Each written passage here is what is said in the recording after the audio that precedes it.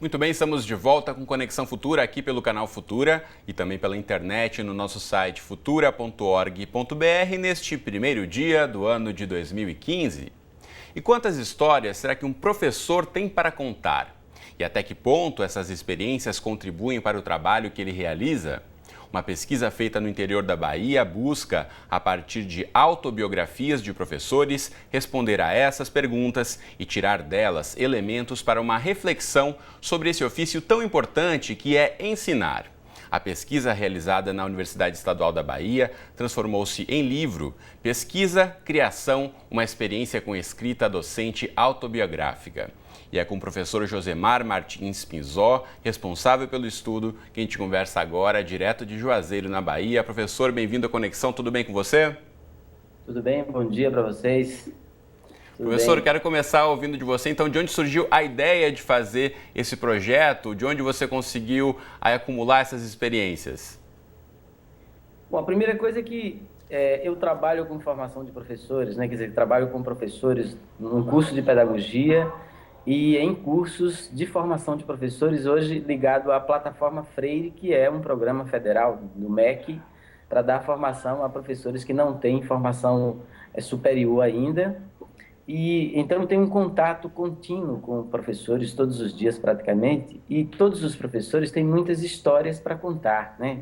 E eu estava interessado em ouvir essas histórias porque elas contam uma história da educação que geralmente você não encontra nos livros de história da educação, que é o modo como, por exemplo, a educação chega nos rincões do Brasil, nos sertões do Brasil, né?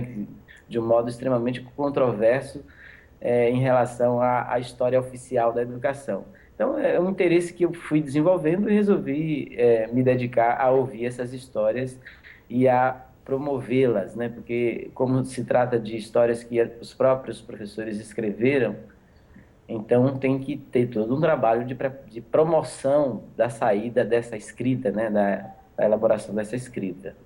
Sem dúvida, e nós estamos falando aqui para o Brasil todo, então quero pedir a você que compartilhe algumas histórias que chamaram mais a sua atenção em relação principalmente aos professores que atuam na região do semiárido brasileiro. A primeira, o livro ele capta três tipos de histórias, né? A primeira delas é como as pessoas se escolarizaram, como cada um desses professores e dessas professoras se escolarizaram. Então, esse é o primeiro núcleo de memórias que eles vão escrevendo.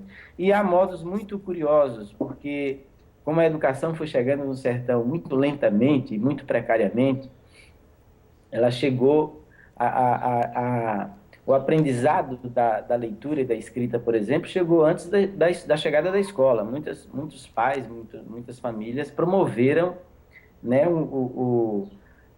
a formação de um modo extremamente improvisado, com a ajuda de pessoas que já sabiam ler.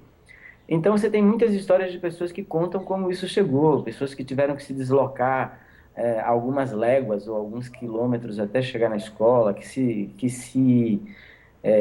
se deslocaram a pé, de bicicleta, atravessando riacho, enfim, tem essas histórias todas.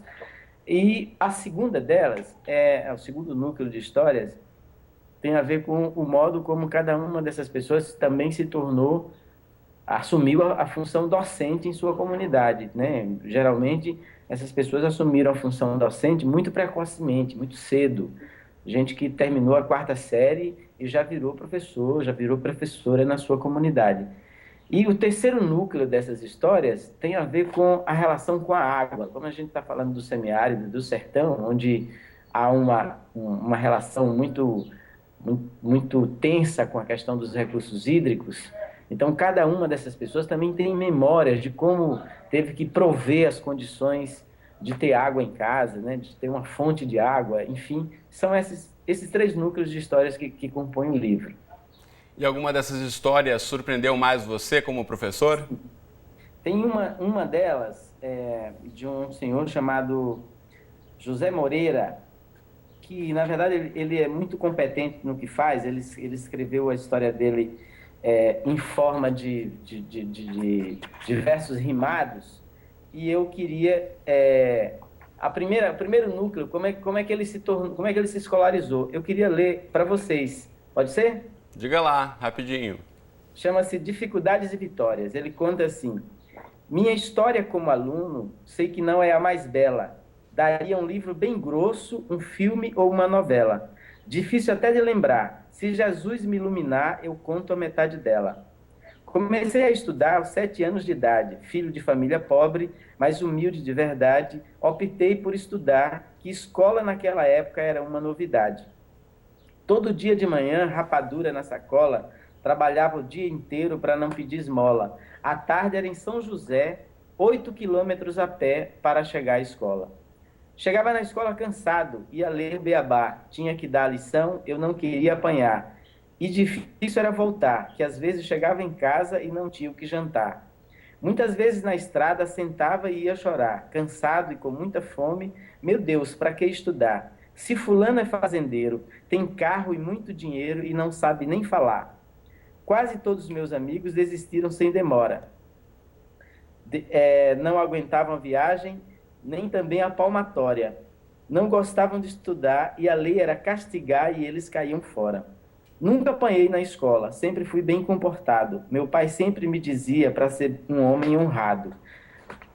Tem que andar com a verdade e saber respeitar os outros para também ser respeitado.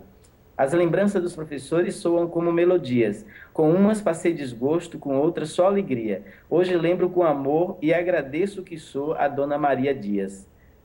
Concluí a 4ª série, tive que parar aí. Só tinha escola na sede, 30 quilômetros dali. E pobre não tinha vez, parei e me acostumei com o pouco que aprendi. Já falei o que lembrei, o leitor vai refletir. Ser sincero no que digo, a lição que aprendi. Me sinto vitorioso. O desejo eu venci, o desafio eu venci. Rogo a Deus para me dar forças e meu caminho seguir. Inteligência e bom senso, respeito e agradecimento a você que quis me ouvir. Essa parte final aqui é um acróstico com o nome dele, né? Enfim, essa é uma história contada em versos, mas há histórias contadas em prosa. E por isso que o livro se chama Pesquisa e Criação, porque ele, ao mesmo tempo que é um trabalho de pesquisa, que apresenta dados, né, sobre uma determinada história da educação, é também um trabalho de criação. E também tem uma questão muito pessoal do relato de cada um desses educadores, uma história tão emocionante como essa e tantas outras compiladas no livro. Muito bom para inspirar aí o nosso começo de ano. Infelizmente o nosso tempo aqui acabou, mas quero agradecer muito ao professor Josemar Martins Pinzol por ter participado desse primeiro Conexão Futura de 2015. Um abraço para você e parabéns pelo trabalho, professor. Ok, obrigado. Eu que agradeço a vocês. Enfim, sempre bom essa participação e o trabalho que vocês fazem. Agradeço. Valeu, um abraço para você. Ótimo. Deixa eu aproveitar e botar na tela para você de casa aí o site da Universidade Estadual da Bahia, UNEB, vai aparecer aí na tela para você, uneb.br, para você ter mais informações sobre esse projeto e tantos outros desenvolvidos lá na região nordeste do Brasil.